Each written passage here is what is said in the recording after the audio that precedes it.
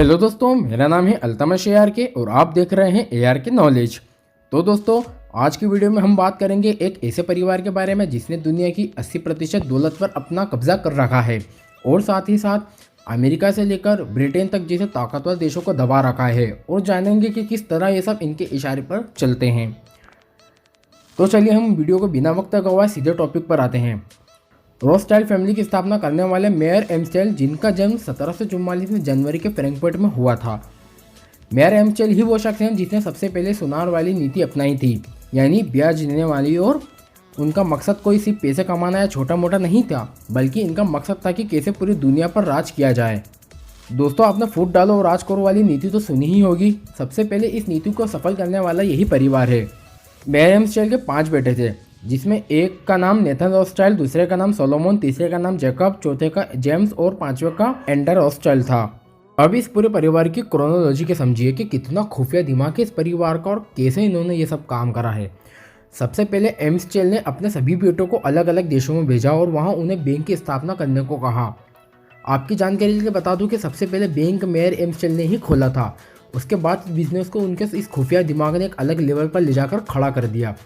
एम्स्टाइल ने अपने बेटों को, जिसमें से एक को भेजा लंदन, दूसरे ऑस्ट्रेलिया के वियना, तीसरे को इटली और चौथे को फ्रांस के पेरिस और एक को अपने ही पास फ्रैंकफर्ट में रखा। नेपोलियन ने जब ब्रिटेन पर चढ़ाई करी थी, उस वक्त लंदन में बैठे नेथन रोथस्चाइल्ड ने ब्रिटेन के शाही परिवार से कहा कि आप लोग घबराओ मत, आप लड़ो और जितना फंड लगेगा मैं आपको दूंगा। और दूसरी तरफ इटली में बैठे उसके सगे भाई ने उधर भी यही कहा।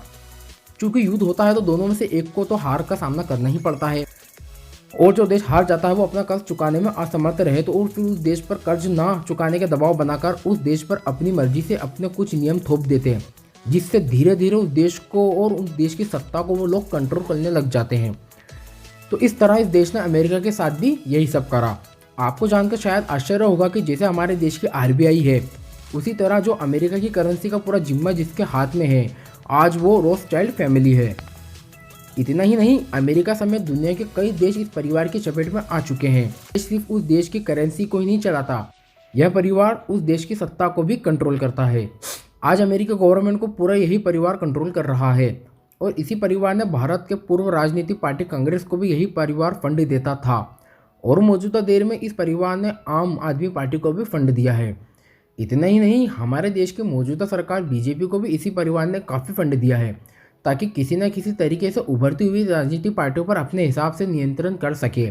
इस परिवार को दूसरे देशों की राजनीति में घुसपैठ करने का बहुत शौक है, इसलिए तो अमेरिका दूसरे किसी भी देश में ताका झाकी करता है, चाहे वो देश का आंतरिक मामला हो या चाहे का अंतर्राष्ट्रीय स्तर का मामला हो। ये किसी भी देश में चुनाव होते हैं तो अमेरिका उसमें अपनी भूमिका निभाता ही है। पिछले 200 साल में दुनिया में जितने भी छोटे से छोटे और बड़े से बड़े युद्ध हुए हैं, उसमें किसी न किसी तरह से इस परिवार का हाथ था, और तो और वर्ल्ड वार 1 और वर्ल्ड वार 2 में भी इसी परिवार का हाथ था। यह परिवार यहूदी धर्म को फॉलो करता है, और यहूदियों को आज से 2000 साल पहले रोमन साम्राज्य ने इनके पवित्र स्थल जेरूसलम से इन्हें उखाड़ फेंका था। उसके बाद मुसलमानों ने वहां इन्हें बसने नहीं दिया, तो उनको अपना एक अलग देश बसाना था, जो कि वर्ल्ड वार 1 और वर्ल्ड वार 2 के बाद मुमकिन हुआ, जिसमें इन्होंने तुर्की से चलने वाली ऑटोमन एम्पायर को खत्म किया और सभी ईसाई और मुस्लिम देशों को तितर बितर कर, जिसमें अमेरिका और रूस को और मुसलमानों को फिरकों में बांटकर इसने फिलिस्तीन में अपना नया मुल्क इजराइल स्थापित किया। और उस वक्त ब्रिटेन ऑटोमन एम्पायर के बाद दुनिया की सुपर पावर हुआ करता था, और अमेरिका तो उस वक्त तरक्की पर ही था सुपर पावर की।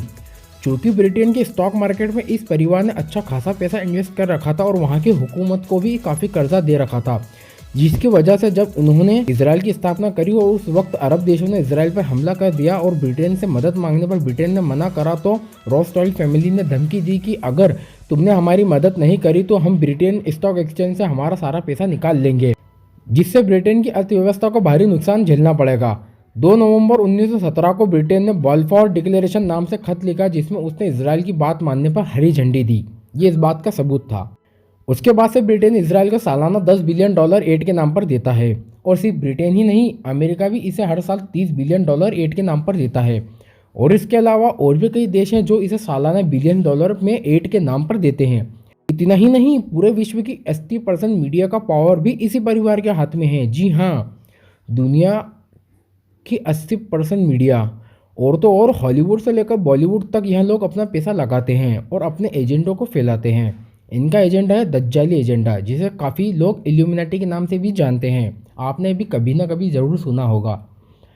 सुपरमैन, बैटमैन जैसी यह सब फिल्म में निवेश रोथस्चाइल्ड फैमिली ने ही किया है। ये भी इनका दज्जाली यानी इल्यूमिनाटी वाला एजेंडा ही है।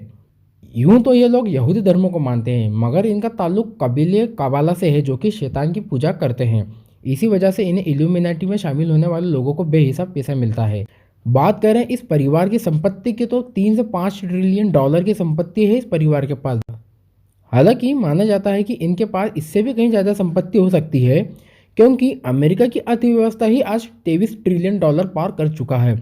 और अगर यूरोप के देशों की अर्थव्यवस्था को भी जोड़ लिया जाए, तो जिन्हें यह परिवार नियंत्रित करता है, तो आंकड़ा काफ़ी आगे चला जाता है। इसलिए कुछ बड़े बड़े जानकार बताते हैं कि इनकी संपत्ति 40 से 50 ट्रिलियन डॉलर होना कोई हैरानी वाली बात नहीं होगी। आपकी जानकारी के लिए बता दिया जाए कि वर्ल्ड बैंक भी इसी परिवार का है, जो बड़ी बड़ी अर्थव्यवस्था वाले देशों को ट्रिलियन डॉलर में कर्ज देता है, जिसके कर्ज बोझ तले अमेरिका सहित ना जाने कितने देश हैं। और इसी रणनीति को आज हमारा पड़ोसी देश चीन अपना रहा है। बहरहाल अगर मैं इस टॉपिक पर घुस जाऊंगा तो वीडियो काफ़ी लंबा हो जाएगा। रॉथस्चाइल्ड फैमिली की दुनिया भर में 300 बड़े बड़े महल मौजूद हैं। अगर आप चाहें तो वहाँ विजिट भी कर सकते हैं। यूँ तो इस परिवार के बारे में बहुत सारी बातें हैं। अगर आप चाहते हैं कि एक और वीडियो इस परिवार के ऊपर बनाई जाए, तो मुझे नीचे कमेंट करके ज़रूर बताएं। तो दोस्तों, ये थी रॉथस्चाइल्ड फैमिली, जिसने पूरी दुनिया को नियंत्रित कर रखा है। तो आज की वीडियो में बस इतना ही। और अगर वीडियो पसंद आया हो तो मेरे इस चैनल को सब्सक्राइब और वीडियो को लाइक ज़रूर करें, और बेल आइकन का बटन ज़रूर दबाएं, ताकि मेरे आने वाली वीडियो आप तक आसानी से पहुंच सके।